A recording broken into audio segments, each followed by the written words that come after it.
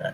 Welcome to another one-shot review brought to you by the students of S.H.I.E.L.D. I'm Mikey, and joining me today are my panelists Rebecca and Alec.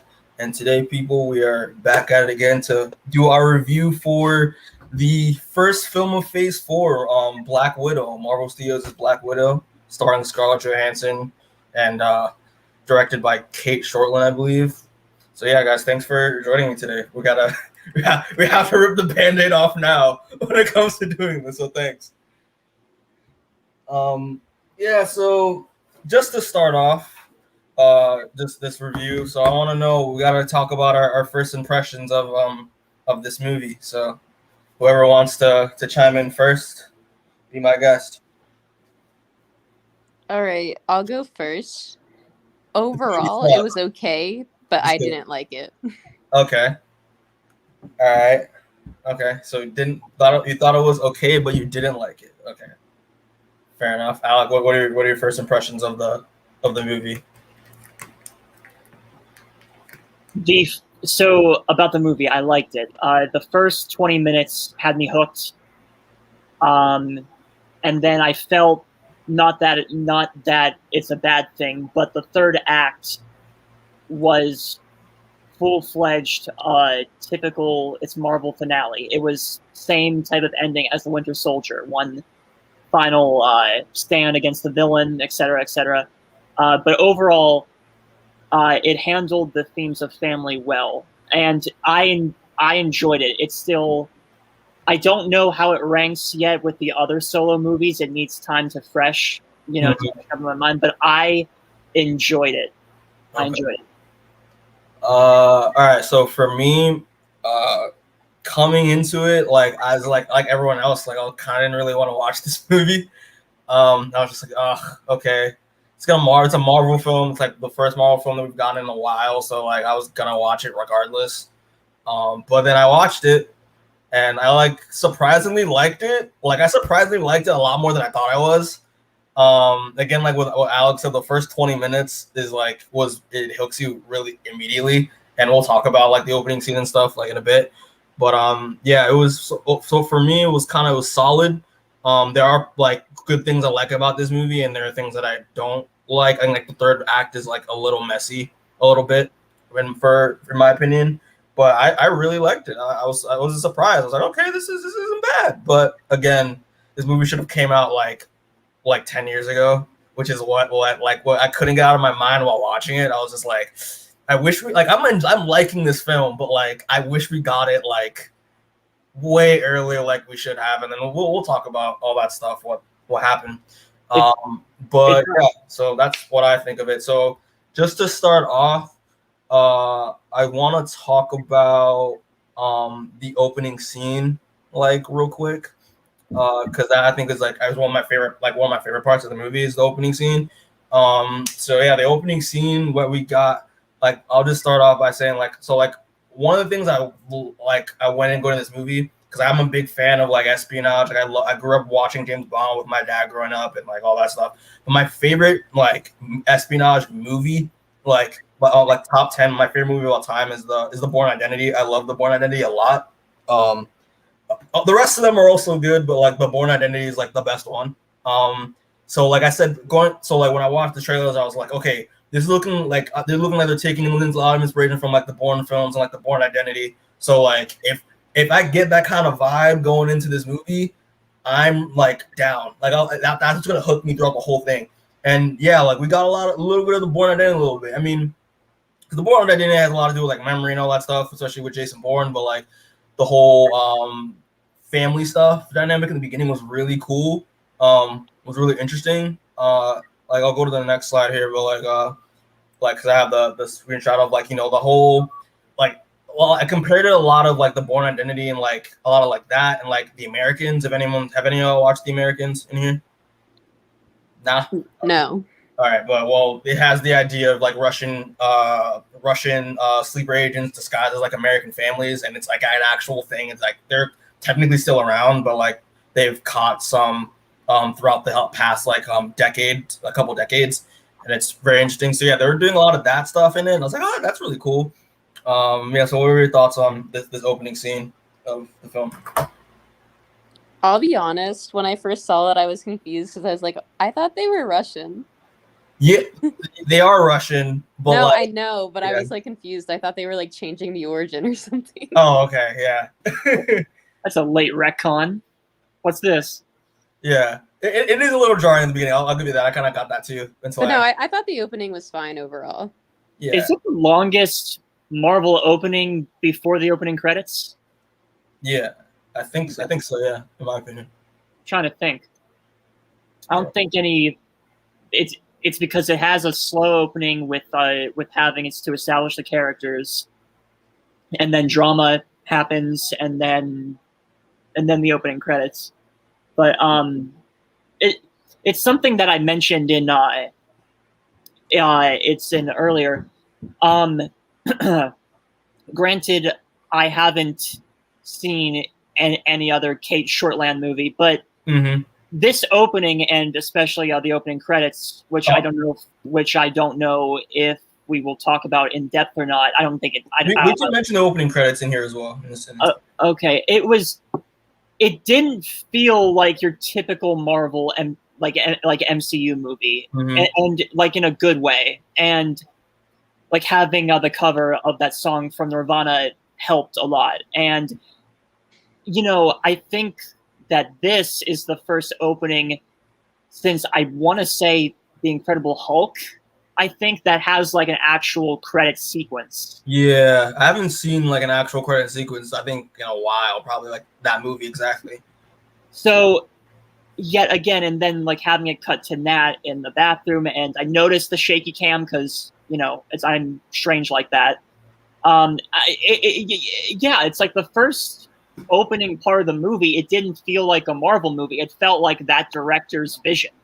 Yeah. And it's to see a slow burn opening. It was different for a Marvel movie, and I liked establishing that connection with that family. I like that. The family that's not actually a real family. Yeah. It was cool. It very grabbed you on like what's the deal? Why is Alexei hasty and wanting to leave and all that stuff? And we find out what they were actually in America for in Ohio, I believe it was. But yeah, I liked it a lot. The actors, I mean, the kid actors, I don't like. I mean, I don't like judging kid actors because they're children, but like I thought they were okay. I thought young Natasha was decent, was good. Actually, like the actress who played young Natasha is what's her name? Her name's Ever Anderson. She's the daughter of director Paul W.S. Anderson and Mila Jovovich.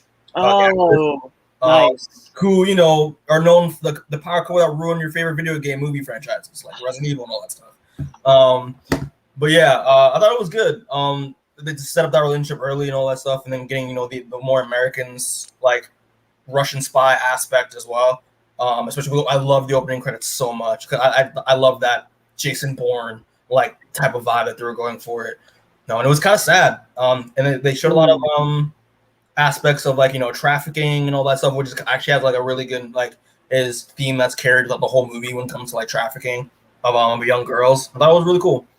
And that's another thing, Mikey, about I don't know if the mainstream films have talked about a theme that's that dark and real, really. I mean, because I think now we're getting into extended stuff, but I think the last time they touched on that was the first season of Daredevil. Yeah, it was around first season of Daredevil, and then the second season of Cloak and Dagger was all about human trafficking as well. So yeah, only like the small TV shows have only talked about it. So I was shocked to have that be a theme throughout the whole movie in the Marvel film, and it worked. I liked that. It was one of my favorite parts of the movie, which we'll talk about. But and dub that too, of seeing like the film segments of like actual historical people. It's with the film of it's with the film the bad guy. It's with Dreykov. Yeah, it did feel like an espionage type of thing, and it was different. It was different. You see Dreykov with Clinton. I don't know if you caught that. I saw that. Oh, that was really cool. But yeah, overall, the first 20 minutes of that scene, and then we see Alexei with the super soldier stuff, and which I wanted more of. Like we'll talk about that when we talk about Alexei and all that stuff. But yeah, any other thoughts on that before we move on? What we liked of the movie? Nah. Okay. So yeah, what did we like? What did we like about the film? Let's open that conversation. Who wants to go? Florence Pugh was really good in this. Yeah. She stole the show. She did. This I don't want to get into the bad too much, but every actor like acted circles around Scarlett Johansson. I mean, I would say, yeah, like most of the performances were good. Some of them weren't, but like a good amount of them were. Sorry. No, sorry. Okay. Well, but Rebecca, we'll get to that soon. But there's one thing I don't know about acted circles. It's I'm not saying no. It's or yes to that, but okay. Here, let me rephrase. David Harbour tried his best, but no, I feel, and it's kind of controversial, but I feel that Scarlett got overshadowed in her own movie. She did. Oh, I wouldn't. Yeah, I completely agree with that. Okay. She did. I will also agree with that as well. She did. Like I'm trying to think like plot wise. Like okay, so like thing is like one thing I like I've been waiting for them like the MCU to discuss like the Red Room like ever since we've had it mentioned, and I don't remember what movie it was, but I'm actually happy to see like in the Red Room like explored to a degree in its own film rather than just being like something mentioned like in a Cap or like Avengers movie. Because again, I love that espionage type of stuff. So like I was like, yeah, okay, like I'm happy to see this explored and like all that, and then the whole trafficking theme playing into that because that makes a lot of sense. They would go hand in hand. So I thought that was really cool. The fights are also most of the fights. There are fights I don't like, but like most of the fights in the film were pretty good, especially when we see like the introduction of Taskmaster fighting Natasha for the first time. I thought that was a great scene. Yeah, so the fights were pretty good. Like the performances overall were, for the most part, were good. Yeah, that's what I gotta say about what I liked for now, at least. I think, I think it's been said. Every actor brought their A game. It's even Nat's. It's in the film Unnamed Friend, who I think is Rick Mason. That's who it's supposed to. You think it's Rick Mason? It's never said, but I thought that's who it was. I don't know who it is. I have a theory of who that is. Maybe if I mention later, but like, yeah. Well, okay. Well, but anyways, I thought that every actor brought their A game to this. I really did. Everyone did fine with what they were given. The action is fun. Not a whole lot of. I mean, I could be completely wrong. I don't know how you guys think. Not a whole lot of humor in this. I thought this movie was surprisingly funny, especially with Yelena. She's yeah.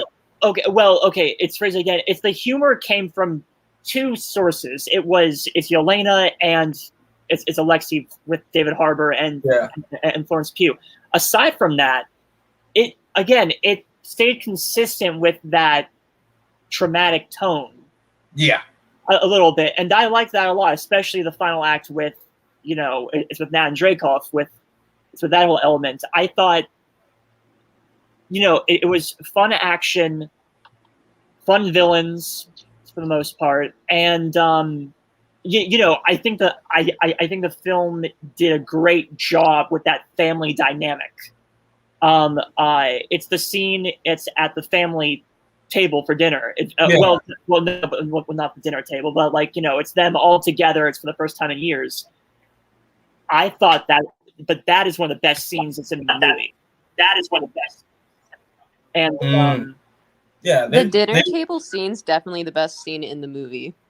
Yeah, it is. And because they did a good. Oh, sorry. Well, and like about that scene with Florence Pugh, she brought her A game to that. I thought. Yeah, they did a good job. Like especially like trying to show like the dysfunctional family dynamic within all like the most trying to make them mean like they're like the most dysfunctional family although it was pretty convincing, especially I enjoyed Natasha and Yelena's like relationship they have with each other of like sisters that don't want to admit they're actually that don't want to admit they're actually sisters but can't help themselves because because of their original life. That was great, and all that stuff. I mean, they did a good job with that family aspect, and especially like showing like the theme of also like not just trafficking but trauma just in general. That was really good and well addressed. Like most of the themes in the like that's like the big theme in this movie is trauma and all that stuff, and that was really cool. But yeah, anything else that anyone wants to talk about that they liked? I mean, we can always, if anything comes up, you can always mention it. But something I liked actually was of how the MCU is like trying to keep its timeline straight. It's with like it's the actual it's set in this year and this year and this year. Of course, so the timeline of the movie. I just want to reiterate. So of how they did it post Civil War, it was Black Panther. It was like a week. Spider-Man was a few months. Yeah. Then it seems like this. It seems like the ending here. No, like it's the movie here. It begins during the ending of Civil War because Cap's on the run, and so like the other team is in prison. So it's for the bulk of the movie. It's before that scene in Civil War when Cap breaks them out, and that is there. And so this movie's set in 2016, it's straight after it's the events of Civil War, it seems. And something I liked with having to date the movie, I guess it was just before Nat is first attacked by Taskmaster, I'm pretty sure. Chief Thrills, it's by Sia, is playing on the radio. Yeah, it is. I don't know if anyone noticed that. I did, yeah. I didn't really think about that was a way of dating the movie. That I'm pretty sure that came out in 2016, if my thing's correct. I mean, am I gonna look that up? Probably not. But I'm just gonna say for your sake that you are right. Okay. And I'll say this is just my last point that I kind of did like that. Especially the way this movie ended, they tried to do a good send off for Natasha, but again, because of the way the timing of this film and all that stuff, that also is an issue. But that's what I gotta say. So, any other final thoughts on what we liked before we move on to what we didn't? Oh, the vest. Yeah. I liked that. I thought that was really nice. I thought that was a cute nod. I thought it was kind of sweet. Rebecca, you have anything, or should we move on? No, I mostly have complaints. Yeah. Okay. So we'll move on to what we didn't like. So what we didn't like for Black. Okay, Rebecca, you can go first. I'll let you guys go first because it might take a while. All right. I'll say this. What I didn't like. The third act is really kind of messy in terms of action wise. There's not a lot of action in the third act, which is where you should put most of your action in a film. It's just I was because they really try to set up especially in the early fight with Taskmaster, we're gonna have a cool mirror match basically towards the end, as well as the sky fight that they tease in every trailer. Literally that Skyfall scene is just them literally just falling quickly, just going on the ground, but then there's no fight. There's no badass fight. She takes out Taskmaster pretty easily, and I was that's not how that's supposed to end. That's especially with Taskmaster, dude, I expect a mirror battle. Give me a mirror battle, and have her outthink Taskmaster, but they didn't do that. It was super rushed, and I was come on, and also I would say that I don't know if I just say this, but the villain, the main villain of the film, I didn't really like at all. I wish there would have been a better reveal for that, in my opinion. No, not not with like Task. I mean with like Dreykov. Yeah. Like because all the trailers, like for me, it made it seem like like Taskmaster was running the Red Room, and all that stuff. I would have, in my opinion, where I would have done it would have like make it look like Taskmaster. All the widows are the puppets, and Taskmaster is the puppeteer. But then it's revealed later on that like he's also actually a puppet, and Dreykov is like still alive and all that stuff. I should have waited for the Dreykov thing to be revealed like towards like the end. That would have been really cool, in my opinion. But I'm gonna open that. That's what I'm gonna open with, and then y'all can play off of that. Okay. I want to like add something to it because I thought Taskmaster was really wasted in this. Like he was. I get that I like the change that it's a woman. We'll talk about the elephant in the room and when it comes to that character. Okay, spoilers. I'm just gonna go into it. Oh, you're gonna go into it now? Yeah, just for a little bit. Okay. I'm gonna go on my mini rant here. Okay, a mini rant because I also have a rant. Okay, so I like the change they made with like Taskmaster coming from the Red Room and being like the daughter and stuff like that. Mm-hmm. I think she should have been the main villain because the whole thing with Black Widow is that women don't have like agency or autonomy and stuff like that. But that also makes her like really boring. Like literally you could replace her with like any other person and it wouldn't matter. She has no impact on the plot other than being a like, look how terrible this man is. I think it would have been cool if she was the main villain and was still the one running the Red Room even after like these, because she has the motive with the explosion. Yeah. And like continuing her father's work if you want to go that angle. And I think that would be more interesting. Yeah, like so like you like they didn't have to make him Taskmaster. They could have just done any other villain and with that angle, with that personal tie to Natasha. Is that what you're trying to say? Wait, one more thing too with that. I also think it's weird that like everyone who comes out of the Red Room presumably is a woman, but they're surprised and it's like a plot twist that this assassin from the Red Room is a woman in the first place. Yeah, okay. All right. Yeah, brought down the girl boss of the movie. Yeah, I could definitely see that from that perspective, of course. Yeah, I'll also say, just to play off like what you said, that like I also really think, let's go on my previous point that I said that like Taskmaster was very underutilized, like really sidelined, which they didn't advertise, but like because like every scene with Taskmaster in this movie is already in like the first trailer of that they put out like way back, right? Which I always hate in movies.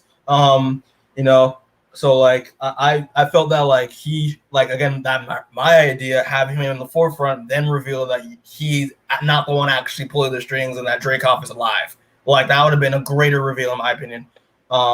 So there's that. There's I want to add something real quick, just my 2 cents. Yeah, what's up? As a person who didn't really know Taskmaster from the comics and just coming into the movie just like with no idea of who Taskmaster is really, I didn't really pick up on they're copying moves sort of thing. Like when they first show how she's like watching the videos, to me, I don't know why in my head I was like, oh, she's just like studying them. Like I didn't think that they played up the copying moves things as much as they could have. Yeah, it's kind of tricky. I feel it's a tricky thing to kind of do in live action, to do it exactly like the whole copying thing. But I mean, but I'm happy they at least tried it, and some parts were successful, and some parts definitely weren't. Some parts I picked up on it, but some other parts I like. In the beginning, I didn't really understand. Yeah, I get that. Okay, what I just remembered. Now the floodgates have opened in my mind. I just remembered something. Okay, one thing this movie has a big problem with, and like plot wise, narrative wise, they do a lot of showing and not telling. Now, well, they have to do like the show don't tell. Then they do so much exposition, but they don't have it give us like they don't show us anything like flashbacks. Yeah, Nat and her mom. Exactly that. Well, not just that. I mean that like I'm just talking about most specifically with like the whole Budapest thing, because the whole Budapest thing has been teased since like Avengers 1, and like I feel like with this movie, they should have at least now, like, come on, like, show us some footage of Clint and Natasha taking down the Red Room. Show us some footage of them hiding, a little bit of them like escaping and hiding for like how many days they're hiding in that vent. Like, show us, like, stop this. Don't tell us about it. You've done it too many times already, and it was really annoying. It's just that, like, they do it a lot in terms of a lot of things that with in the movie, especially towards the end where they do the whole bait and switch thing, being like, oh my gosh, is she gonna lose? Oh no, wait, they planned this already, like the day before they got kidnapped and all that stuff. Like, just, we don't have to do that. That's been done so many times in film. Like, you could have just shown us that there was a plan or something like that, or maybe like do a better job of revealing it instead of just being like, but wait, there's more. Like, I hated that so much. But now that you mention that, I feel like that it's that the writers but the director have to.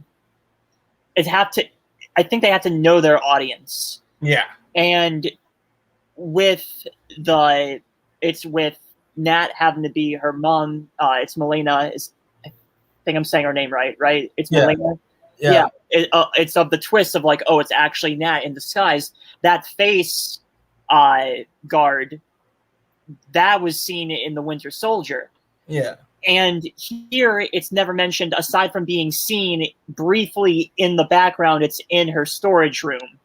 Then that's when the audience can catch up, like, oh, it's that from that past movie. That could come into play. It's like a Chekhov's gun. If it's seen or mentioned, it has to come into play eventually. Exactly. And with here, I felt like the movie was trying to be too smart for its own good. I don't know. Because that point in the movie is when I think a lot of audiences could be confused. Mm-hmm. And I kind of agree. It could have been presented better. Mm-hmm. Yeah, that whole sequence where it's like they're in the house and they're like, oh, I called the people, they're on their way, and then they do the switcheroo and everything like that. Mm-hmm. I get what they were going for, but it's laid out in a way just to be like contrived. It's purely for the audience. Exactly. And I was just like, you could have done, because like I feel like we've seen that so many times. So like I feel like they should have done something better with that, Especially because the plan didn't work out the full entire way. Exactly. So I don't know. It was sort of a weird cut. Mm-hmm. Oh, speaking of weird cuts, at the end of the movie. Yeah. Okay. So I kind of know the story behind that. Okay. Okay. So the scene where Nat's. I'm sorry to jump ahead, but it's fine. It's one thing that was very weird. When Nat is free, and she stands off against the U.S. government, which got quick to Russia. It's the same for Petersburg. That bothered me too. I was like, no. It's because she turned on her tracker. She's a wanted fugitive, so it makes sense, but that they'll come to her immediately. Yeah. But anyway, Nat's standing off, about to face the government. Cut to black. Cut to 2 weeks later, I think it was, and I was like, so that was a scene that got cut because like it's in the initial trailer, I think. Yeah. It's with Ross. It's a shot of him in that field. Mm-hmm. So they filmed scenes of them standing off because he's in that field. My assumption, I don't know if they've come out with the reason yet. If they have, I probably missed it. Is that, it got cut for time or pacing reasons. But that was a very jarring thing. Like, how did she escape the government? Like, how did she, how'd she bargain? Or is she captured and then escapes again? But that was a really jarring cut, I thought. Yeah, I didn't like that. It just like the fade to black and then fast forward 2 months. I was like, what the hell? Like it felt a little drawn. I wish we got that. So I don't know why they cut it out.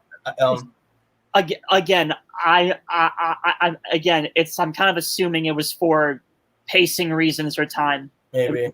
It's one of them. This Maybe. is going to segue into my next point, but it is weird that this movie had like over a year, and obviously like COVID happened and all that stuff like that. So things could have been left out for that, or like a billion other different reasons. Yeah, they could have edited. They have plenty of time to edit and post. With all this time, what I don't understand is why the CGI looks so bad in this movie. No, CGI is it's very wonky, especially in the end scene with the sky fight or the sky fight. Even in the beginning, like when the car like rolls over the bridge, it looks so bad. It's speaking of CG, I don't know if they use it's the aging technology that they did for Michael Douglas and Kurt Russell. I don't know if they did that for David Harbour and Rachel Weisz at the start of the movie. Did they? I have no idea. I don't think so. Because it's just like de-aging stuff. De-aging, because like, you know, that is David Harbour, just with hair. So blonde hair.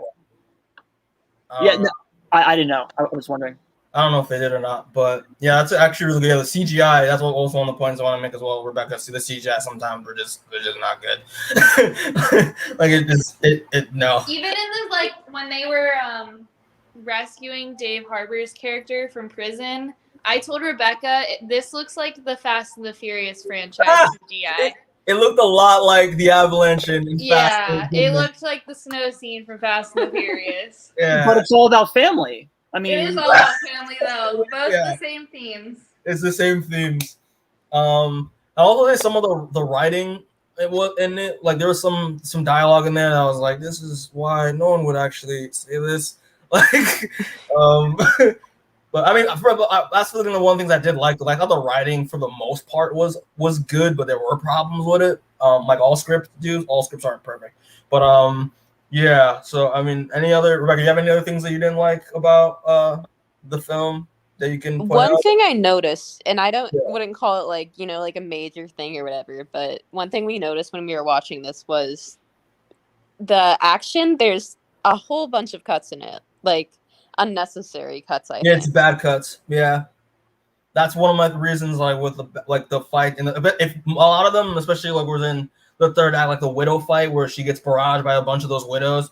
There were too many cuts in that, like way too many cuts. I don't like when you make a fight scene, you try your best not to make them like a full on oneer, like a one take, but like, you know, have it so that you like the editing to like breathe a little bit, especially when you by multiple angles, but keep the storytelling and the fight consistent.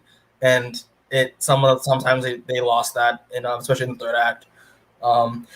And also like especially like speaking of third act fights, I hated the fact, speaking of editing with the fights, I did not like the fact they kept cutting to Taskmaster fighting Red Guardian, then cutting to what everyone else was doing. Like, let that fight scene breathe a little bit, and then cut to what the other character are doing, and then go back and let it breathe a little bit. Because like it was too many jarring cuts of that fight, and I hated that.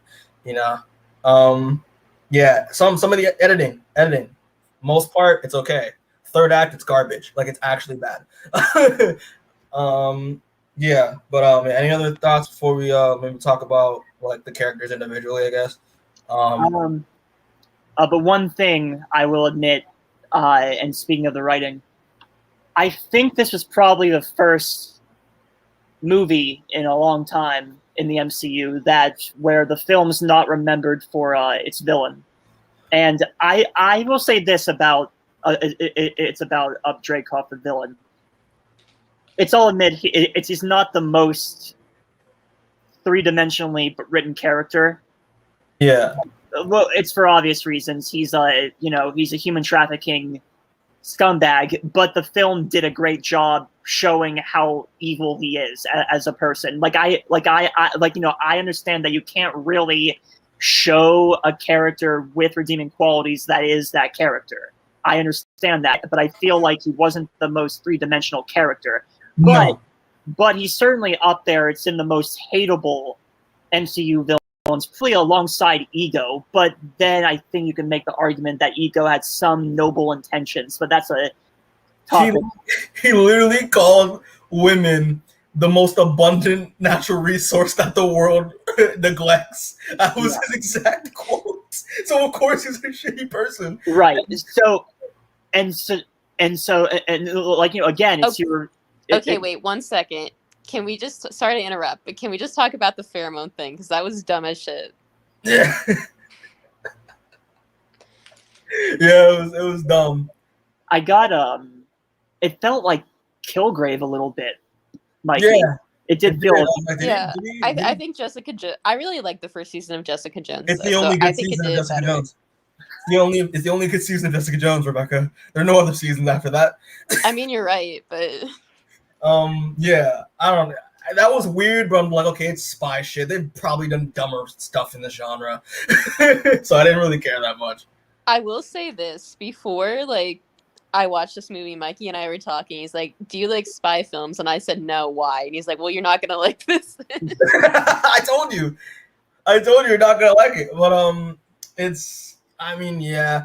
I'll also say this just real quick, and this is probably my last thing before we move on. But like, I liked what are your thoughts on the whole mind control aspect that they did with this film? I mean, because I thought it was interesting how, especially when Yelena is explaining it to her, like the fact that Nat's generation, like the old, like that Nat's generation got the whole psychological manipulation, which is what they actually did in when it comes to like Russian agents, and then they got the whole scientific aspect with actually like, you know, affecting brain chemistry directly. So like, what are your thoughts on how the next generation of widows don't have free will due to science? Lexi and I were talking about this actually, and we were talking about how like in the Winter Soldier, like even though like Bucky's under like 40 plus years of like mind control, like he can still like break through it a little bit. Yeah. And with like this, I don't think it's trying to say like women aren't strong enough to like break through it on their own. Yeah. But it's a little weird that they can't break through it on their own. I mean, yeah, it is a little weird.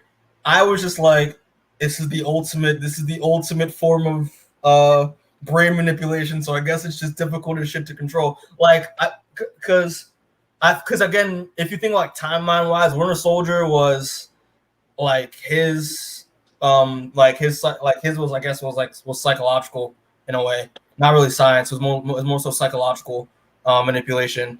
And that was when like in like the 40s and 50s and however long he's been alive. So like if they had this for him earlier, they would have 100% have done it. But I don't know. He gets a more outdated version.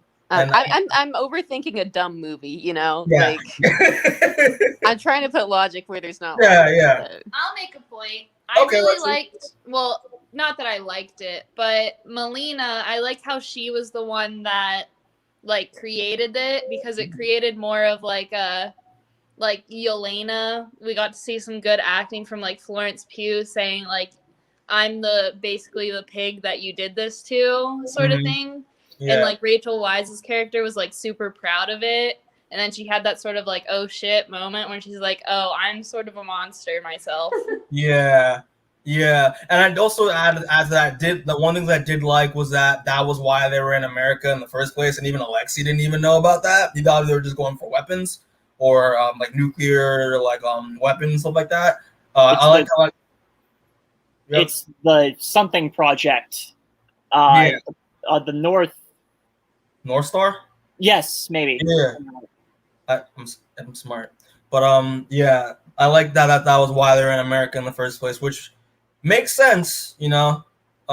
When it comes, it's always the factor of, you know, like secret Russian American spies is always for weapons and intel, so makes sense. But yeah, so we'll just move on to the next thing, guys. Just real quick, I want to talk about like why this movie took so long to come out in the first place. Like not the COVID factor. I mean, that was also a factor of why this movie. But like, this movie was in development hell since after Avengers 1. Like, this was planned to happen like after Avengers, like sometime after Avengers 1 to get her own solo film. But I mean, there's only this. The main reason was, you know, back then no one was really open to having a female lead in a superhero movie. Okay, I disagree with that. Really? Executives might not have been. Okay, Women executives. were begging for a Black Widow movie when Avengers came out. Okay. Fair. Yeah. Okay, I can agree with that. Well, like, but obviously, like the main reason Yeah, why Marvel hates women. No, I'm getting to that actually. The reason why this movie didn't took a long time to come out is because of Ike Perlmutter, who was I think he was the president of Marvel Studios at that time. The president or I think he was the president of like Marvel. I think I don't know about like entertainment or studios. I don't remember the labeling, but Ike Perlmutter, aka Donald Trump's best friend. Yeah, he hates women and he hates black people, which is why Black Panther and in this movie as well as like Captain Marvel took so long to like even like happen. Because Kevin Feige was pushing a Black Widow, Captain Marvel, and Black Panther around the time like before Ike left, but Ike was like, yeah, no, that's not. He kept pushing those plans back as far as he could until he stepped down and Kevin Feige took over the role. So thank you to Kevin Feige for not being an asshole. That's great. Thank you, Kevin Feige, for not hating women. Exactly. But yeah, so like the Black Widow movie was in development hell for like after like Avengers, and like it's funny enough, like Joss Whedon was wanted to actually be a part of the film, but obviously that didn't happen, and he's a scumbag. That's the bad end. Yeah, and he's a scumbag. So there's that. But yeah, it's like it's kind of like a thing to say like, what if this movie did come out like around the time, even if it was after Avengers or like even like after Civil War, like that would have, I think it would have made a lot of difference. Even if it was just if it was like the same film, I think it would have made a lot of difference, because a lot of the thing is just the drag. It's like this movie just should have came out a long time ago, Well, it also feels weird that like you're having a movie with like this character who's already dead, and the movie ends with her reminding you that she's dead and not coming back. Yeah, it's just timing. It's just the timing. It's just what it is. It's just like it's not good. Like that makes me wonder. But that kind of makes me wonder, when did this script get penned?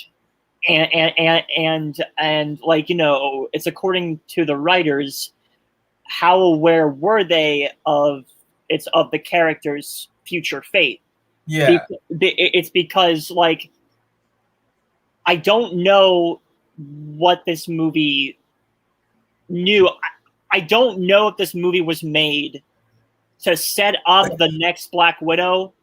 It's Yelena, or if it's just supposed to fill in that gap. But I don't know if the movie was made with the intention to carry on the legacy. And that makes me very curious as to when. Yeah, in my opinion, I think it does. it's mostly just set up Yelena and then like try their best to like give Scarlett her flowers. But again, what Rebecca said, like she's already dead, so it just feels weird when you're watching it. But yeah, like if this movie did come out earlier, I feel like it would have been. Even if I said again after Civil War, so around that time frame before Infinity War, I think it would have been a lot more. Like it would have gotten a lot more. It would have changed the perspective of how this when you're watching it, in my opinion. Mm-hmm. But yeah, if it even came out earlier, that would be better. But again, Ike Perlmutter hates women and also black people. So like that was the linchpin basically with that. I think was Ike's views, in my opinion. But yeah, any other thoughts? I just want to say that just real quick, and then obviously COVID happened, and then we had to wait another like year for this movie to come out. But yeah, so any other thoughts for going like the character stuff? All right, no, I guess not. So yeah, character stuff. Well, we're talking about Natasha first because she's the main star. I thought it was I like Natasha in this movie. I'm happy that she got something to do with her own supporting cast and not just again just being in like an Avengers or Iron Man movie. You can have Hawkeye stay for that. Like I don't, because I don't support the Hawkeye show, but like I'd rather see something with Black Widow more than Hawkeye. So so there's that. But like I think Scarlett did the best she could to make it with the role. Again, I liked the fact that this entire story focused on trauma with not just Nat, but like her quote unquote family was really interesting. And again, I love her and Yelena's relationship. I thought that chemistry was built really well for the two of them. Yeah, like, and then again, it shows like her badassery with what she can do, but also like her compassion for the other widows because she was put in that same situation that they were in. Because like especially that scene where they're escaping in Budapest and one of the widows dies, but like she tries to save her and help her, and because she doesn't want what happened to her happen to anyone else, and unfortunately it did. So I'll open that up with that. So I'll say this about Scarlett Johansson. She does. I'm not usually impressed with her acting to begin with. But yeah, I feel like in this script, like she doesn't really get that much development, so I don't really know what she could have done with like Natasha that would have been groundbreaking. Yeah, I can see that. Yeah, I mean, I liked it, but like, is it the best performance I've ever seen? Like, no. But I mean, do I think it's solid? Yes. Like, I think it's solid for the most part. Like, yeah, it's fine. Yeah. I don't think it's great. I don't think it's like bad. Yeah. It's I think it's about her part in this movie. Again, I think this filled the gaps with her character and all the questions that people could have had about her. And also too, something I really liked about this was how this whole arc with her having to go through, it's a redemption thing of her turning coat to the Americans, it's the S.H.I.E.L.D, and then but having to do this big, morally questionable act of having to kill it's a little girl, and then find out years 20-some, no, not 20, but like many years later, that but now the person who she tried to kill is now hunting her, is now killing her. Yeah. And not to go back to the things, but that were like a missed opportunity, but I feel like a missed opportunity was for this movie. Again, it couldn't be explored because we find out it's in the middle, it's of the third act, and that's when the action is ramping up. I feel like that the movie could have explored Nat focusing on her, it's on the consequences of her actions, because it felt like it was a bit kept under the ground of like, oh no, but she lived, it's fine. I feel like it could have been very good material to work with if she had to struggle, that internal struggle with, she tried to kill her, but she didn't get the job done. Yeah. How does she feel? That's true. How's her moral integrity now? And I feel like, that never really got answered. And again, you can't really answer that with 25 minutes of action left. Yeah. But it's something that the film could have answered. But anyways, back to Scarlett. I thought she did fine. Again, I like her as an actress. I think her is as Natasha, but Romanoff is great, strongly played. I just feel, I don't know it's of the script had in mind. I feel like that the other supporting cast overshadowed her. Not her fault. I just feel that, since we know her character, it's easy to not be too impressed since we know her already. These are new faces. It's their fresh actors, We can attach them quicker, even though we've known her longer, because we know her already. So Scarlett did fine. I just feel that she got overshadowed in her own movie. That's true. Yeah. Rebecca, were you gonna say something? Yeah, I was just gonna say, back to what Alec was talking about. I think, and obviously this didn't happen in the movie, and it kind of goes back to what I said earlier about if Taskmaster was the main villain. I think they could have made that into a cool like character foil thing, but it didn't happen, so don't worry about it. Yeah, that's true. I also will say, I liked how, I wish they explored more. Again, if this movie was originally about I feel like I should have said this last thing we talked about with why this movie took so long, but I feel like the original plan, if the original plan was to explore like the whole Budapest stuff with her and Hawkeye, like I would have wanted to see again how that decision, what would the lead up of that decision that she made, taking out Dreykov and his daughter. I did like that they showed it though, because that's kind of cold, like how cold she was back then, and how desperate she was to get out. The red. I liked that. But yeah, like overall, like I don't really see. I mean, like when it comes to like her overall arc in this movie and like how she progressed from Civil War to Endgame, like there was I don't think she really progressed that much as a character besides like her family coming in. But yeah, that's just me. But I thought her Scarlett's role and performance was okay. The character was good from what I've seen of her. Obviously, because she doesn't really do that much in the other ones, except for like the last ones with Endgame and all that stuff, and Infinity War. So I was just happy to see that she had her own thing to do in her own film, and that's the takeaway from it. To be honest with you. All right, so yeah. Sorry. The fun fact. They mentioned back in Avengers 1, speaking of Loki, it's about having to clear. It's all the red. It's on her ledger. He mentions Dreykov's daughter. I loved that. I did not know that until I watched a video and they referenced that. I was like, "This, wow, that's really cool." So like, we'll see again. Like, if this movie came out like earlier, that would have been a great thing to tie back to, especially if this movie was about just Budapest, and that the Budapest situation. That would have been really cool. But I loved that. I'm happy they didn't forget about that. Yeah. So any other thoughts before we move on to the best character of this movie? All right, so I'll just move on. So Yelena Belova, played by Florence Pugh, best character in this movie. I've been a fan of Florence Pugh ever since Midsummer, as well as Fighting with My Family when she played Paige. I love that movie. And she's a phenomenal actress, upcoming actress. And she got the most development. She got the most development. And we got the most development, the most like the best dialogue. She's so funny. Oh my gosh! Like the whole like the thing in the grocery in the gas station market where she's talking about how much of a poser Natasha is because she does that dumb pose. I've seen her do multiple times. Like I loved that so much. And like her obsession of like what would be the coolest way to die. Like I think it was so good.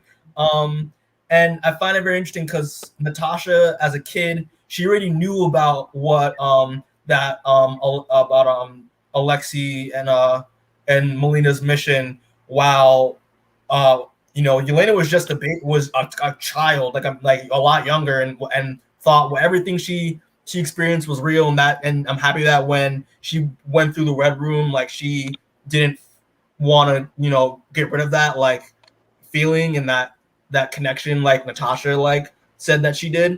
I thought that was really nice. Yeah, so I'll open that up with Yelena. I loved her, and I'm so happy I'm really looking forward to what happens with her going next in the MCU. I'm so excited.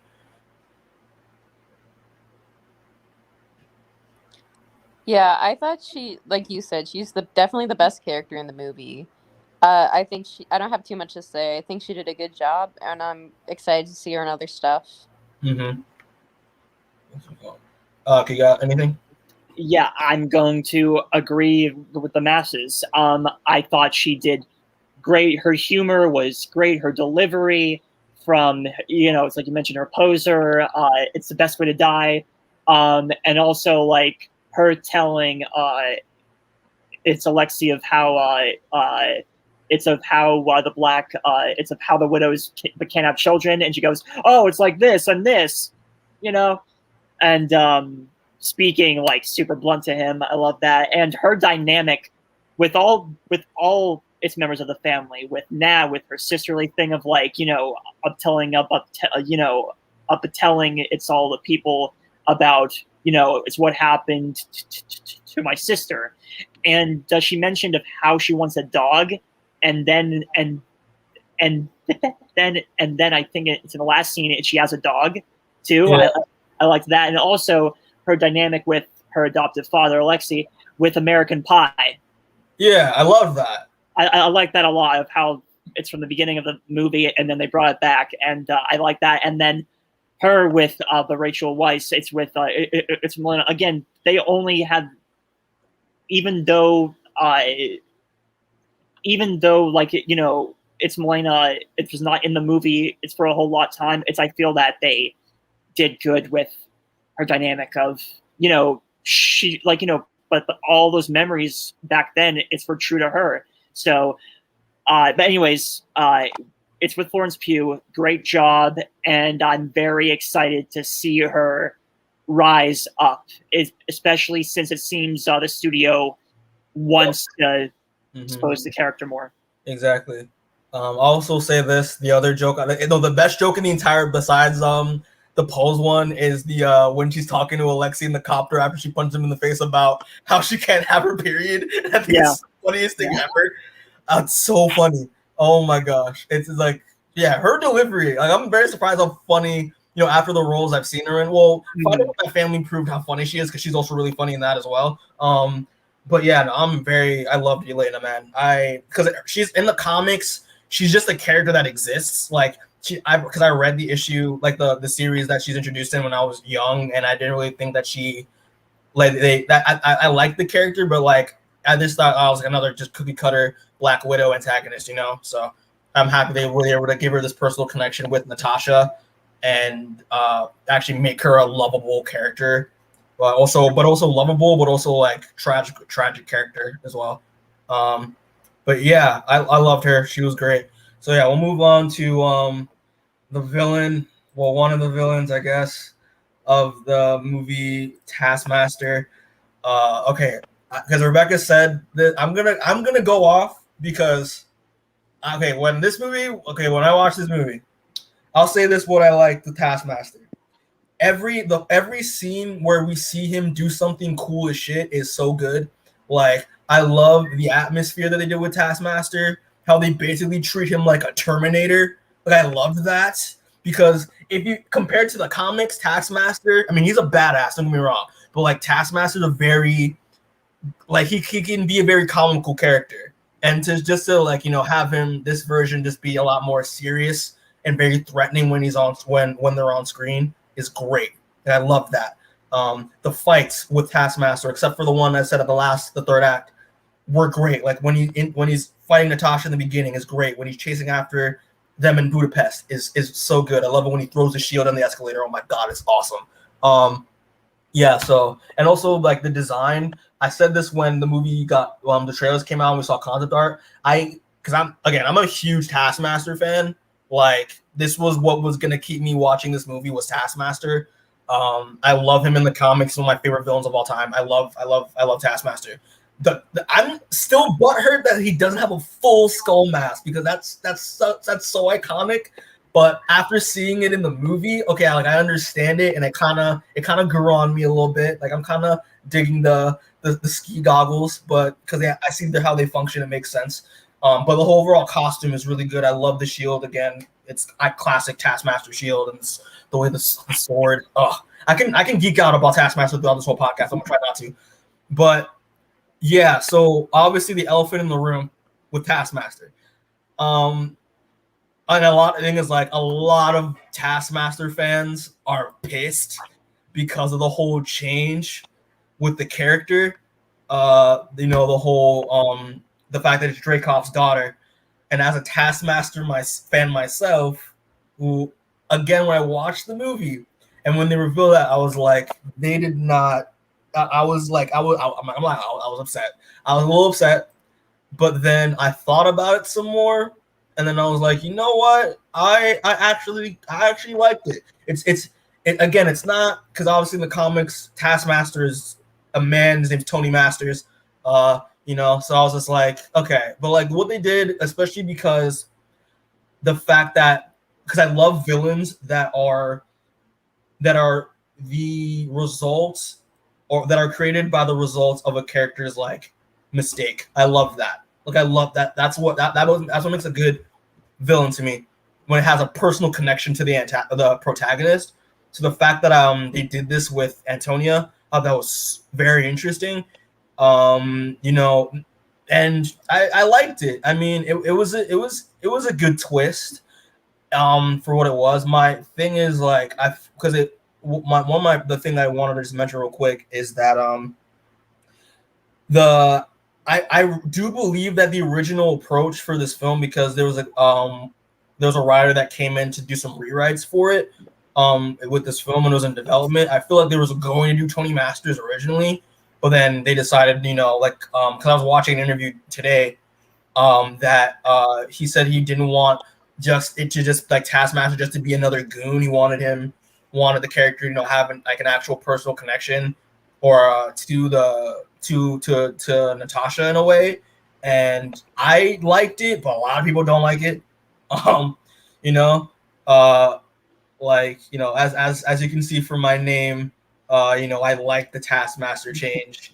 I didn't think it would, and I'm a Taskmaster fan, so like I didn't mind it.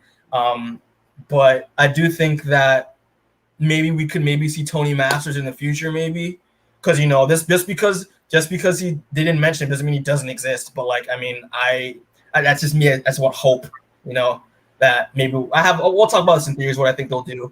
But yeah. So I'll say that. I don't know if anyone else wants to say anything. I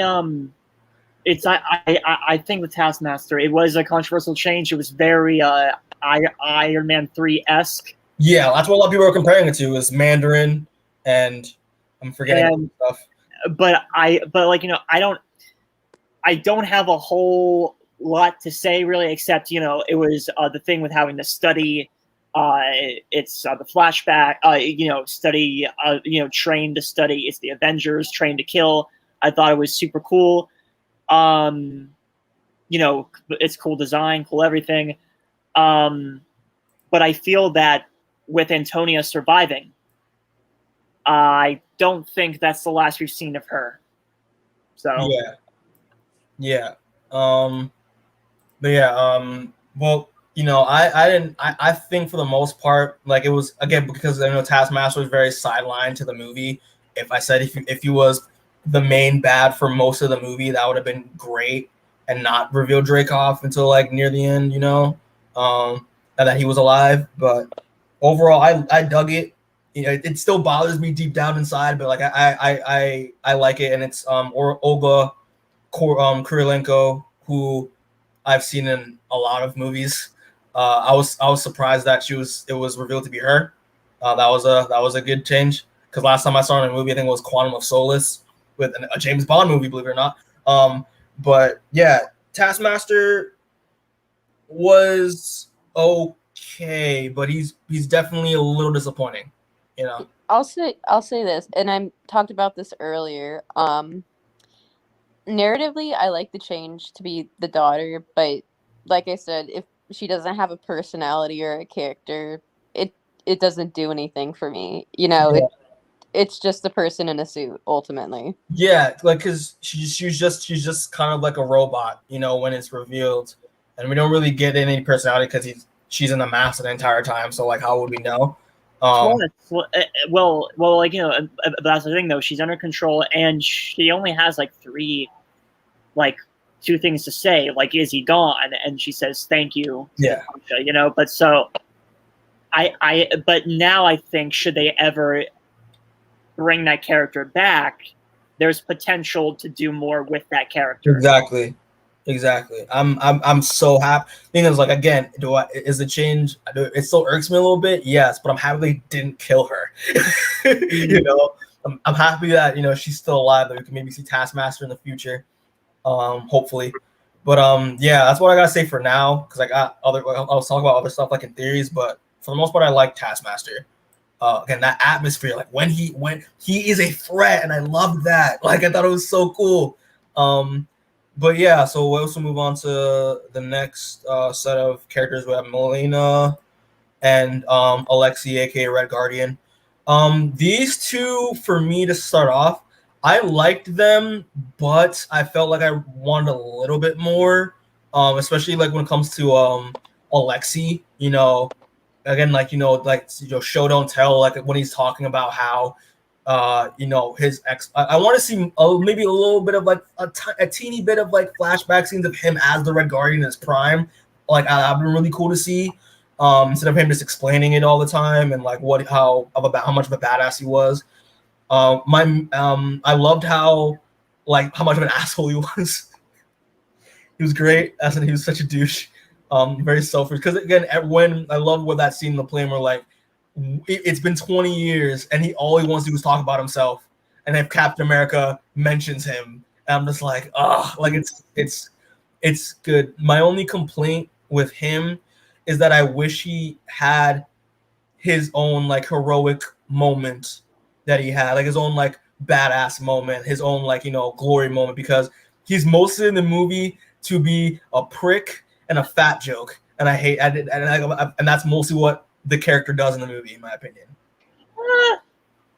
This isn't the Red Guardian movie; it's the Black. I understand. Movie. Girl bosses only. I understand, but like at least let him do something, like, you know, to make him to redeem his like his prick ways. For what it's worth, Mikey, but there is a lot of buzz on having to give David Harbour his own movie. I kind of hope not, but if he does, good for him. Yeah. If he does, okay. Listen. I watched Hellboy, so I don't trust David Harbour in a movie anymore. Honestly, and I've said this for a while, I don't think he's that great of an actor, and I don't think he can like lead a movie. Yeah.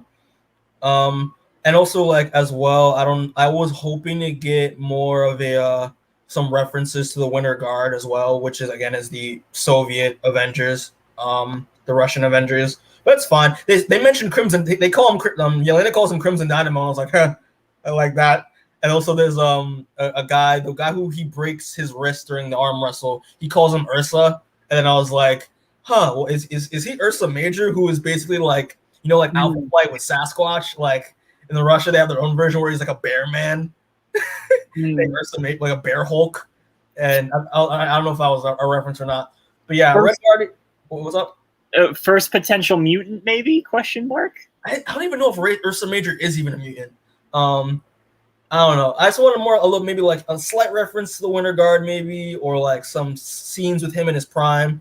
I thought the Captain America thing was funny because we obviously know that he didn't fight Captain America at that time. Yeah, so he was good. Melina as well. I liked Melina. I liked Rachel Weisz's performance as Melina from what we got, especially when, you know, her being a mother in the past, and then later on when she's like, oh no, I actually love you guys, it's fine. Later on, that was good.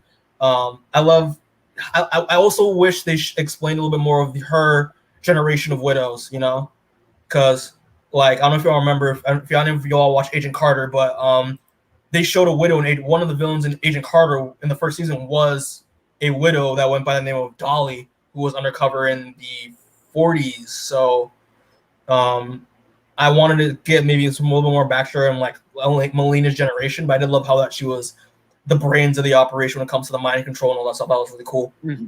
So any thoughts on Melina as well?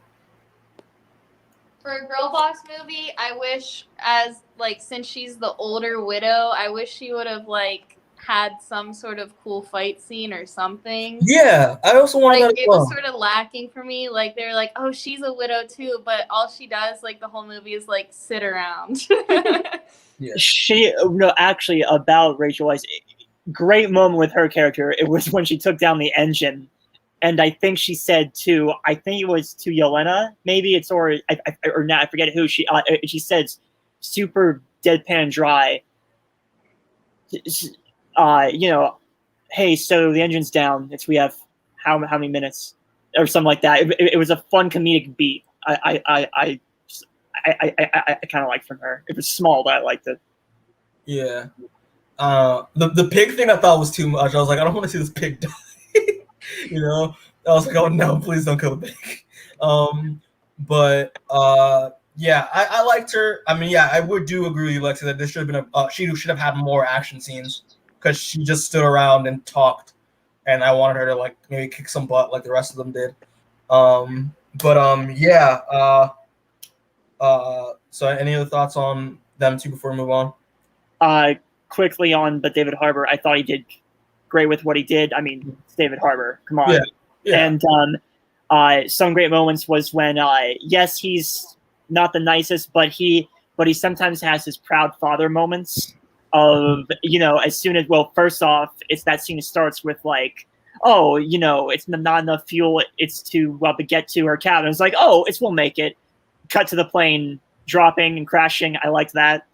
Oh, great. It was funny, and also too, it's as they're walking, he has this proud dad moment of like, it's Natasha, it's your Avenger, and so like Yelena, you became one of the most notorious killers to ever walk the earth.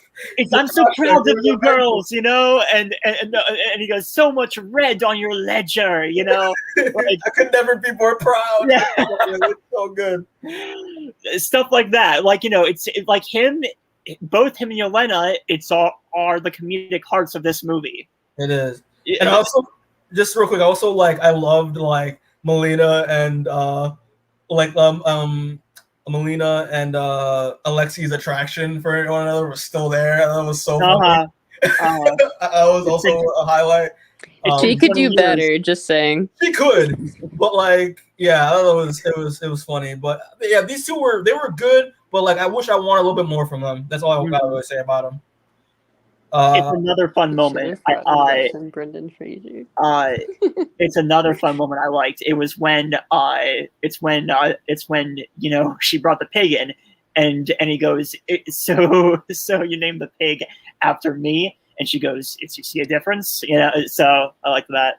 Yeah, but like about it's with Weisz, I feel like she played the mother role well, but she didn't have a lot of screen time. No, she needed more. She needed more, in my opinion. Yeah, she needed a lot more. I don't know. I mean, also I do like, especially when we get those scenes with Yelena and the conflict between Yelena and Alexei again with the American Pie song, and then they have their moments where they try their best to still be parents for them, especially when Yelena wakes up with the earpiece and Yelena, hi, it's mama, I think it's cute. I think it worked. Yeah, I don't have anything else to say about him. I'm good.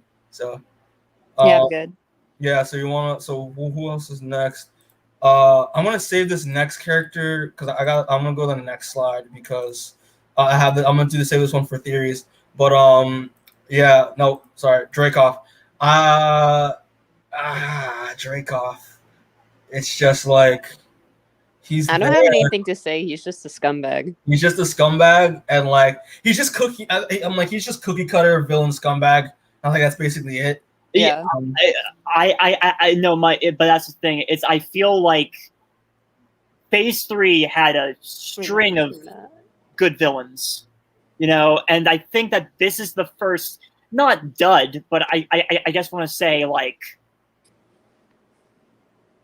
I don't think Dreykov, for obvious reasons, I don't think the Dreykov captivated the audience. No. You know what I mean? I feel like with Ray up at Winstone. Yeah, he's a good actor too. Yeah, he's a good actor. Yeah, he is. He played it well.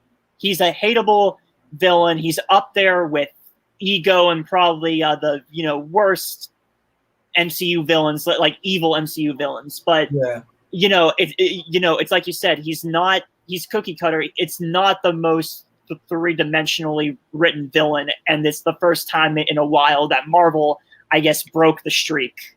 Mm-hmm. I guess. I just wish I wanted more reason of his motivations of with the widows and stuff like that, but nah, he's just cookie cutter bad government guy. That's basically what he is. He's every Bond villain ever exists. So yeah, I mean, he's there. Ray Winstone is a good actor though. I've seen him and stuff. He's very good actor. But he played the cookie cutter bad guy real well. I love the banner at the end where Natasha's trying to talk shit so she can punch him in the face. So you can punch her in the face. That was funny. But yeah, I mean, he's a scumbag. He's awful. Yeah. calls women natural resource, which is like when it comes to trafficking, that it's true. Like, you know, it's kind of true in that perspective. But yeah, I mean, Dreykov exists, and that's basically it. But yeah, so we'll talk about theories real quick. So like theories real quick. So Declan, I don't know, Declan, Alec, I don't know if it's the part you hate, but it's fine. So as of right now, we'll talk about the end credit scene real quick. That I think is we have to talk about that because that's pretty important. But like the end credit scene of the film, we get the reveal that when Yelena's at Natasha's grave. What I thought was really cute and really sad because seeing their relationship, which I love their chemistry and their relationship together. I was like, oh, like she's just whistling and she's not answering. It's so sad. But then we get the reveal that Valentina's back. Yo, I love Valentina and I loved her in Falcon Winter Soldier, and I'm so happy she showed up again. I love Julia Louise Dreyfus in this role a lot. So this was supposed to be her first appearance. Yeah. It was supposed to be, but then stuff happened. Yeah. That's basically, stuff happened. And we get that reveal that the reason why the fact that they already know each other, which I think is very interesting. They already have clientele history with each other professionally. That was really cool. But then we get the reveal that, she says she's going to send him after Hawkeye, and that's going to set up Hawkeye. I hope she kills him. I hope he gets a bullet to the dome. Like, I really do. Because they did say that Yelena is going to show up. They said that way before the movie even came out, that Yelena is going to show up in Hawkeye. So I'm happy that, they set up Valentina for that purpose. I'm curious because I know that obviously we know from watching Endgame that Hawkeye didn't really have any fault in Natasha's death at all. Like, he tried to sacrifice himself instead of Natasha. So I'm wondering what Valentina's actual motivation is for killing Hawkeye. And here's what I don't get with that. Like, what? She knows that Nat and Clint are friends. Yeah. Wait, who does? Wait, who does? Yelena? Yelena, because in the movie they talk about it. Like when they talk about Budapest, she's like, "Yeah, me and Hawkeye took down, or tried to take down." So she knows they're not. She doesn't know they're friends. They know that they've worked together. Well, they've never met before. Arrow necklace in every movie. I just feel like Yelena would know. It just, I don't know. For me and Rebecca, we see it as she would sort of know, hey, my sister has been running around with the Avengers, and the guy that she mentioned that she worked with in Budapest all those years ago, too. So that's what I don't get. But she's never met Hawkeye officially. Yeah, but she watched the news. She saw them together. Yeah. It's a lot can happen in how many years? Wait, no, also, too, but that's the thing. So, it's been 5 years. So about Yelena, I don't know if she was snapped or not. It's never. That is a good question. She was snapped, I'm pretty sure. Someone said, online I was reading. I thought I read that she was. It's because I think it said in Endgame that Nat only has one family left. I think she said that. It's of how about how the Avengers are her last people. Yeah. I think it's in the scene when talking with Cap. It's after she speaks to the others over hologram. I think it's that scene, but if that's right, then yeah, they probably got snapped with Yelena and the parents, I guess. So it's been 5 years. A lot can change in 5 years. Yeah, exactly. Honestly, we don't know. We don't know how this is gonna play out. What Yelena's actually thinking until it comes down. To be fair, the only people that know that what happened on Vormir are Black Widow and Hawkeye, and I'm pretty sure he didn't go around saying Nat threw herself off the cliff. Yeah, it's true. So except also too, it's another question too. how much of what happened in Endgame is publicly said, because I assumed that the time travel stuff was kept hush hush. Yeah. You know what I mean? But also it's in it's in the first episode of Falcon and the Winter Soldier. It's about the Battle of Earth. It's in that museum scene. It's never mentioned about time travel or anything like that. It's on the mural. It's, pause to read it. That's how you see it. It's never mentioned it's after they beat Thanos. It's never mentioned with an Infinity Gauntlet or nothing like that. So it seems that the public doesn't have an idea of what went down at the compound. So, but Clint told the Avengers. And how does Val? But that makes Val interesting. How does Val know about stuff that happened that was probably kept secret? Yeah, that's true. Yeah, well, I don't even know the extent of what Val knows. That's actually a good question. It's kind of the point, though, too, of it's her intentions with John Walker, her potentially lying to Yelena to do this deed, Yeah.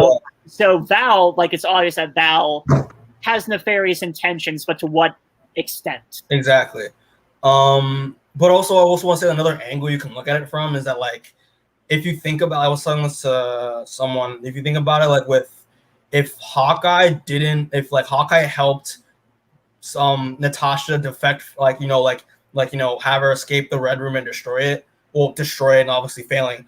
But I feel like that would kind of be somewhere Yelena could go for revenge, because if Natasha didn't leave, she would have never found Yelena and know that what they were doing. Because she does blame Natasha for never finding her after what happened. So that would be a cool angle to look at it, is that she'll want to maybe hurt Clint for having Natasha leave and never finding her, because he had a factor in that, but obviously killing obviously Natasha's death, not so much. But yeah, I'm curious to see what happens with this. Again, we'll talk about the Thunderbolts in a bit, but I think Yelena's gonna be on Thunderbolts. All right, so any other thoughts on the scene before we move on? No. So okay, so this is why I'm saving this for now. So the character of the agent, right? So the agent character who we don't know. So my theory right now, I was really hoping they would do this. That's what I thought this would originally was going to be the case. I low-key think that this dude is his real identity. Yeah, you said Rick Mason, right? Yeah. All right, Rick Mason. I don't know if it's me being smart or just me just wanting them to get my favorite villain right, but I low-key think this man is Tony Masters. I low-key think this man is Tony Masters. Well, for one thing, right? There again, the original plan, I think was that OT. I forgot the guy's name. OT Fagbenle, the actor who plays this character. I think he was originally supposed to be Taskmaster, and then the rewrote rights happened and they changed that. I thought originally that I thought how they were gonna play it out, right? Because in the comics, a Taskmaster, with the power, with the memory ability he has, his caveat is that his memory is awful. So every time he learns a new skill, he loses parts of his memory. So I thought the original with Taskmaster, before we got the whole Antonio reveal, was that he was actually Taskmaster and he just didn't know he was Taskmaster. That's what I thought they were going to do. But they didn't do that. But it's fine. But I low-key think that maybe they could still reveal he's Tony Masters, and maybe he might maybe he finds out about the Taskmaster tech and maybe wants to get it for himself. I don't know. That's what in my mind, that's how I think about it, but I don't know. What are your thoughts on this theory? Probably gonna shut me down on it, but what are your thoughts on this theory? Well, I do think you're reaching, but yeah. See, well, Mikey, so how I see it was, I don't know how long the but the press tour is for the movie, but part of me it's how I saw this in the movie was that it kind of it was a thing in the movie of when a character's name is never mentioned except for in the screenplay. So my thing was that, you know, he has a name, it's just never said in the movie. It's only said in the script. It's, know what I mean? That's what I thought that he was. In fact, like, I don't know if there's any like official media stating his name, but how I saw it was that his name is just not mentioned, but it's in the script. Yeah. I don't know. It's who knows. I don't know if there's news of like him being interviewed and him saying the name. I don't think it's anything, Mikey. I just think it's his name was. I could be wrong. I don't know, but how I saw it was, you know, it's his name is just never said. It's in the movie. Yeah, I'm just saying that like if people are obviously pissed, but this would be a cool route to like they could like because again. He's not meant Tony Masters. Just because he's not mentioned doesn't mean he doesn't exist. So like this would be a cool route to take, as in like it's really like he's actually Tony Masters, and then finds the tech and wants to get it for himself in any other project with the Black Widow brand, you know. And I think it's like I found a tweet actually recently. I'm actually gonna screen share right now. There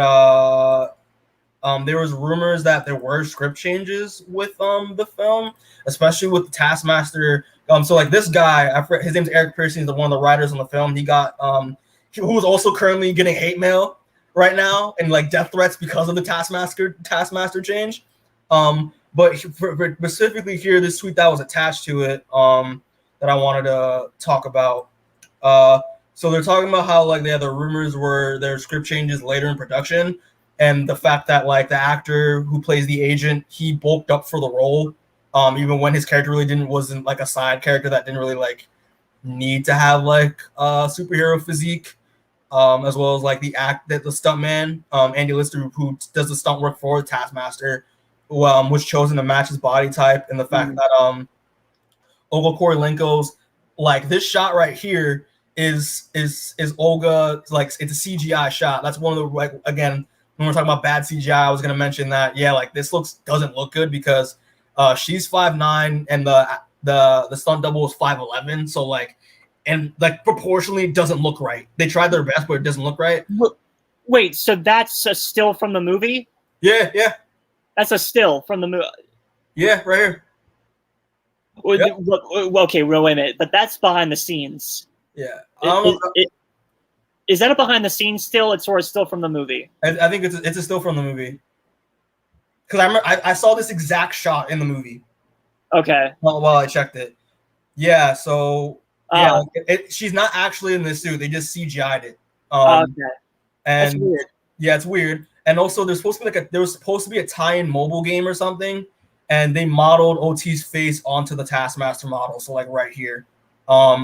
So I think he was supposed to be Taskmaster, and they just changed it and wanted to do this the different route, which again I also liked. But yeah, so I think there's potential still for him to be Taskmaster in the future, maybe. Like they're gonna have two Taskmasters. Don't just do one. Two Taskmasters running around. That'd be cool. But yeah, so that's what I wanted to just touch on. But yeah, so any other thoughts? No, probably not. No other thoughts. So again, my other slide that I have here is more Thunderbolt Ross related. Just real quick, talk about Thunderbolt Ross's brief role in the film. But I also think that just more teasing of Thunderbolt stuff. Again, I also think that Yelena's gonna be on the Thunderbolts, and that Val has something to do with that. Hopefully, ever since Falcon Winter Soldier.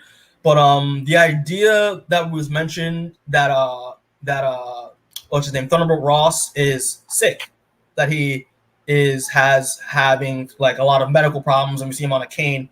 I'm thinking maybe that's kind of a way they might do maybe Red Hulk, perhaps for the Thunderbolts. I could be wrong, but because I either see it in two ways. Either it's Thunderbolt Ross as like an Amanda Waller position, as I said in previous podcasts, and as him as Red Hulk. And they could do Red Hulk maybe a way to like, you know, save his life if he's like, you know, dying or whatever. So what are your thoughts on this? Well, not to get ahead, but keep in mind, the Abomination is in the Shang-Chi trailer. Exactly. So yeah. So like they might not. So like if they do put Abomination in Thunderbolts, I mean that's also fine as well for that Hulk role. But I mean if it's also Thunderbolt Ross, I mean they have a leeway to do that. So they have an avenue to take. So I just want to put it out there. Yeah. Rebecca, you have any thoughts on this? Probably. I'll be honest, I don't really care about this. Fair enough. But yeah, I just want to mention that. I think they could. I think it was a brief Thunderbolts thing with this scene because, like, why else would you have him in here besides the whole, Sokovia Accord stuff? Than that, I don't know. Just a thought. All right. So it seems that the film prequel, this prequel, is teasing two things: the Hawkeye show and, Mikey, like you said, potentially Thunderbolts team up. Maybe. Yeah. Why not? Thunderbolts, Dark Avengers, but I hope it's more Thunderbolts than Dark Avengers. But yeah, why not? Like, it's possible. All right. So lastly, what I'm going to talk about when it comes to theories is what I'm calling. So like now where we got exposed to this stuff, like what else are they gonna do with it? Because now we have all the free widows running around now that they're free from the control of Dreykov and all that stuff. 2, that we have, Melina and Alexei in charge of all these widows, and also that Taskmaster wasn't killed. Especially if we want to talk about the ending real quick, how it's revealed that Dreykov has a network of widows all around the world. So I think it's implied that some are either inactive or some are sleeper agents waiting to be activated. So Nat has the files. So. Yeah, Nat has all the files and gave them to Melina. Because I think again, I've been waiting for this side of the Marvel Universe for a while now, and I want to see more of the Bourne Identity type of stuff, explored more in the MCU going forward. I wouldn't mind maybe a 6-part limited series on Disney Plus, maybe to because I feel like that goal to now free all these widows is so big, you can't tell that it's such a grandiose goal to mission to take that you can't just do it in one movie. You should do it in like a 6-part arc, And just imagine it's now Alexei and Melina with their now new family of widows, under that they their own widow army, now freeing other widows around the world with their ultimate widow, which is pretty much Taskmaster as their big gun, and Alexei as also a muscle they can send out in the field, and Melina as the tactician. I think it'd be really cool. I did not take that into consideration, Mike, yet. That's pretty cool. Yeah, that would be a really cool TV show, idea. What's it called? Rebecca, you have any thoughts on this? I think it'd be cool if they did something with the widows, but I don't think it's gonna happen. He was just saying it took 10 years to make this. I don't know how long it'll take to get a miniseries out of this. Maybe they'll save one of them, but I don't think we'll see a whole bunch. Yeah. Listen, I remember Kevin Feige loves women. So gotta put that into consideration. I think you're giving him too much credit. I don't know. I just think it'd be really cool. Again, because I also want to see Taskmaster again. I feel like there's a reason why they didn't kill him. Either put him on the Thunderbolts or put him in this type of Disney Plus Red Room Widow realm, they can't just say that, oh, we're just gonna start freeing widows. It's such a grandiose thing and not touch on it later on. I think it's a waste. It's wasted potential, for that. Well, but it's the thing about the MCU is that it's constantly evolving. How can we do this? How can we do this? Yeah. And some stuff is probably in development that we don't even know about. Exactly. This could pop up at any time, and there's still potential. That's what I'm saying. Never say never. Especially when Feige announced recently that a show in Wakanda is being made. It's with Okoye, and yes, it could be a matter of okay, it's oversaturation, but You know, it's a business. exactly. And it's not that I'm defending it, Mm-hmm. but there could be potential. There could be potential, I think. Yeah, especially like because like the whole Wakanda, the world of they're doing more stuff with the world of Wakanda on Disney Plus, and we did see the Dora Milaje and Falcon Winter Soldier having a pretty good role in my opinion of the use of the utilization of the Dora Milaje. Like there could, I'm not gonna say like it's never gonna come out, but like this could never not happen. But like I think it maybe could, like this could be explored down the line, and I hope Kevin Feige and like Disney and Disney Plus like considers that. In my opinion, I think it'd be a great show to watch. In my opinion. So yeah. So any other thoughts on this? I just want to see Taskmaster again, please. You change the character. I dug the change. I love Taskmaster. Do more with her, please. And like, I think I'm pretty confident that this isn't the last we've seen of Taskmaster. Yeah, I'm pretty confident. Yeah, but this Widow Army, this Red Room, new Red Room now, like with this new mission, I want to see that explored 100%. I think Yelena's gonna be. She could show up maybe in this hypothetical Disney Plus show. But like I think now they're putting her on like a higher pedestal, so she might not. But I mean, who knows? Yeah. So, any other thoughts on this before we move on to final thoughts? Nah. Okay. So now just final thoughts and final verdict of Black. What do you want to give? What do you want to do? You want to do final thoughts first, or do the verdict first? I mean, it's basically the same thing. Yeah. Overall, for me, like I said, not a movie for me. I'm not into like spy movies, so that doesn't help. Mm-hmm. It's fine. It could have been better, I think. Yeah. I definitely thought it had potential. I'd give it like, I don't know, 5, 6 out of 10. 5, 6 out of 10. Okay. I'll say this: I liked the movie. Again, as unlike Rebecca, I love this. I love this genre. Again, Born Identity is great. Like The Americans is also good. Salt, I forgot to mention that. Like Salt and Angelina Jolie is also a good example of like this type of film. I love that movie a lot as well. So yeah, I'm happy to see like now we're finally learning more about this side of the Marvel universe that we've been waiting to see for a while. It sucks that this movie came out late as it did due to the factors that we mentioned before. But at least that I'm happy that it came out and that it exists. And if you want to rewatch the movie like on Disney Plus, just when it comes on Disney Plus to watch, on that tab where it says watch it in chronological order, it's gonna be after Civil War anyway, so you can forget that it came out late. So yeah, but overall great. It's good. The changes for the most part with Taskmaster, I like. The characters for the most part are well fleshed out, especially Yelena, and I can't wait to see what she does next. And hopefully more of the Widowverse stuff will be explored later on. Hopefully. So I give this movie. I'm gonna give this movie a 7.5, and that's it. 7.5.